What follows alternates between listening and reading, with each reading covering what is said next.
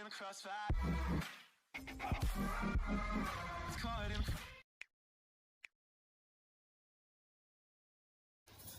वालेकुम dear viewers, उम्मीद करता हूँ आप सब लोग खैरियत से होंगे, अपने घर में भाई मान होंगे। टीम रैपर्स के यूट्यूब चैनल पर आप सब लोगों को खुशामदीद। अगर आप हमारे चैनल पर नए हैं या अभी तक आप लोगों ने हमारे चैनल को सब्सक्राइब नहीं किया तो हमारे चैनल को सब्सक्राइब कीजिए एंड बेल आइकन को प्रेस कीजिए ताकि आने वाली वीडियोस आपको मिलती रहें। वीडियो की तरफ बढ़ने से पहले मैं एक चीज़ शेयर करना चाहूँगा जो हम कुछ नया करने के लिए जा रहे हैं अपने चैनल पर। अभी तक हम लोगों ने जो किया वो ज़्यादातर मैक्सिमम वीडियोस जो हैं वो ISSB के एक्सपीरियंस एंड कुछ इंस्ट्रक्शंस के ही हवाले से हैं। तो इस तरह से एनफ नहीं हो रहा था, लाइक सिर्फ एक्सपीरियंसेस ही पता चल रहे थे। तो मैंने कुछ इस तरह से सोचा है कि मैं कुछ ऐसी स्टोरीज़, कुछ ऐसे कॉलम्स शेयर करूँगा आपसे जिससे इंसान की जो साइकोलॉजी होती है वो बिल्ड हो, इंसान में एक क्रिएटिविटी आनी चाहिए, एक क्रिएटिव माइंड बनना चाहिए एक इंसान का। तो मेरी कोशिश होगी कि मैं कुछ ऐसी चीज़ें शेयर करूं, कुछ ऐसे कॉलम्स, नॉवेल्स, अफसाने कुछ अच्छे राइटर्स के, लाइक मुश्ताक अहमद यूसुफ़ी हैं, मंटू हैं, या इस तरह के बानो कुदसी हैं, उमेरा अहमद हैं। इस तरह के काफ़ी सारे नाम हैं। अब मैं नाम लेने बैठूंगा तो काफ़ी टाइम गुजर जाएगा।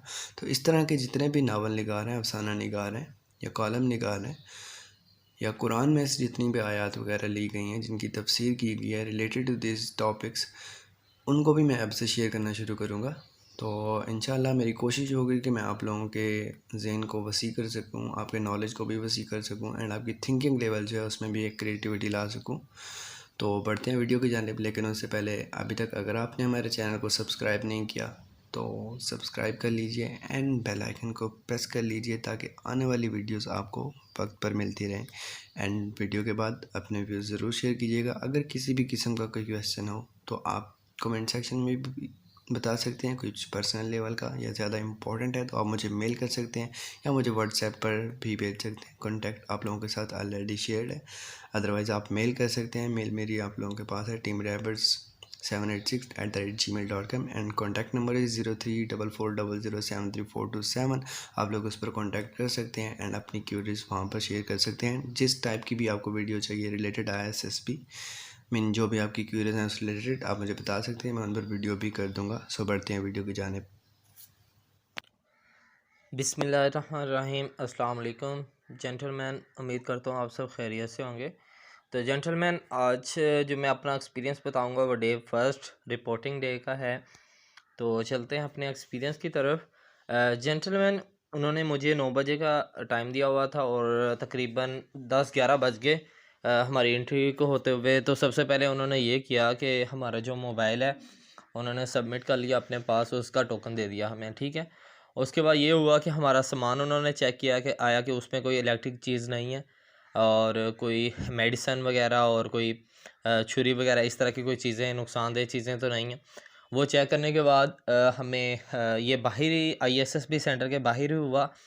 फिर हमें वो ISSB सेंटर के अंदर लेके जाया गया।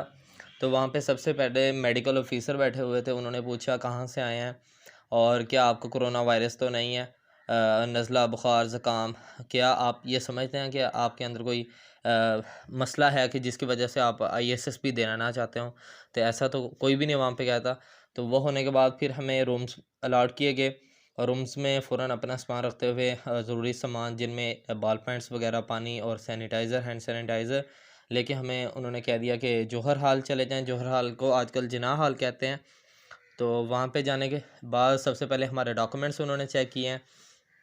डॉक्यूमेंट्स उन्होंने अपने पास सबमिट कर लिए। उसके बाद उन्होंने ये किया कि हमें चेस्ट नंबर अलाट किए गए। चेस्ट नंबर अलाट करने के बाद हमें वो फ़ोटोग्राफ़र अपने साथ ले गया और वहाँ पे हमारी पिक्स बनाई उन्होंने। पिक्स बनाने के बाद एक सिंपल फॉर्म होता है जिस पे आपका नेम, फादर नेम और इस तरह की बेसिक इन्फॉर्मेशन होती है, वो उन्होंने की कंप्लीट। उसके बाद उन्होंने ये किया कि 2 तरह के बायोडाटा फॉर्म थे, बायोडाटा फॉर्म ए और बायोडाटा फॉर्म बी। तो उसमें जो चीज़ें थी वो भी आपकी सेम, आपकी क्वालिफ़िकेशन, आप कहाँ से आए हैं, फादर नेम, फादर ऑक्यूपेशन और आजकल आप क्या कर रहे हैं, आपकी स्पोर्ट्स, गेम्स और आपकी हॉबीज़ और इस तरह की चीज़ें थी। फिर उसके बाद एक लास्ट पे एक और फॉर्म ऐड किया गया है, ये 147 में ऐड किया गया है कि ये साइका फॉर्म है ये, ये साई का क्योंकि आजकल इंटरव्यू नहीं हो रहा तो इसलिए ये साई का फॉर्म है और इसमें A to Z वो पूछा जाता है आपके बारे में और डिटेल में पूछा जाता है, ठीक है। जिसमें कि why you want to join army, which type of friends do you like, if you are not recommender of hair then what will you do, ये इस तरह की चीज़ें। फिर उसके बाद जो नई चीज़ इन्होंने ऐड की है वो ये है कि ऐसे राइटिंग, ठीक है। तो ऐसे राइटिंग के लिए वो 20 मिनट देते हैं और एक टॉपिक होता है वो स्क्रीन पे शो हो जाता है।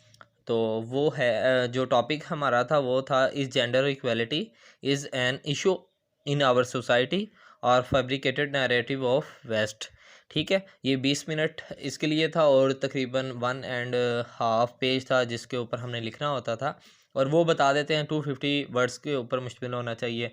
वो मुझे याद नहीं है कि कितने वर्ड्स पे था, लेकिन ये था कि 2 पेजेस या 1.5 पेजेस पर मुश्तमिल होता है। उसके बाद इवेंट होता है। तो इवेंट का जो टॉपिक था वो था the most unforgettable dream of life, ठीक है। ये हुआ। इसके बाद ये फॉर्म वगैरह तो हमने पहले फ़िल कर लिए थे और वो फ़िल करवाते हैं ख़ुद, ठीक है। तो आपने ये करना है कि जैसे वो बताएं जिस तरह वो बताएं आपने बिल्कुल उनकी बात को ध्यान से सुनना है। और इसके अंदर मैं सजेशन आपको इसके साथ साथ देता जाता हूँ। तो जो रिपोर्टिंग डे होगा उसमें आपकी ड्रेसिंग अच्छी होनी चाहिए क्योंकि साइकोलॉजिस्ट जो होती है ना वो वहाँ पे बैठी होती है। साइकोलॉजिस्ट या मेल या फीमेल वहाँ पे बैठ के आपकी एक एक चीज़ को वो नोट कर रहा होता है और चेस्ट नंबर वो नोट कर रहा होता है। तो आपने ये करना है कि बिल्कुल अच्छी ड्रेसिंग में और मैनर तरीके में, वेल मैनर तरीके में वहाँ पे बैठना है, ठीक है। उसके बाद ये हुआ कि टाइम ये सारा कंप्लीट हो गया। फिर उन्होंने हमें कह दिया कि आप जा सकते हैं और हम फिर अपने रूम्स में गए, वहाँ पे चेंज किया और चेंज करने के बाद उन्होंने ये बताया था, कोई इंस्ट्रक्शन बताते हैं वो कि किस तरह आपने यहाँ पे बिहेव करना है। उसके बाद ये हुआ कि उन्होंने हमें खाना दिया। शाम का खाना देने के बाद फिर हमने नमाज़ पढ़ी और पहला दिन और अपने कमरों में जाके सो गए। ये पहला दिन है।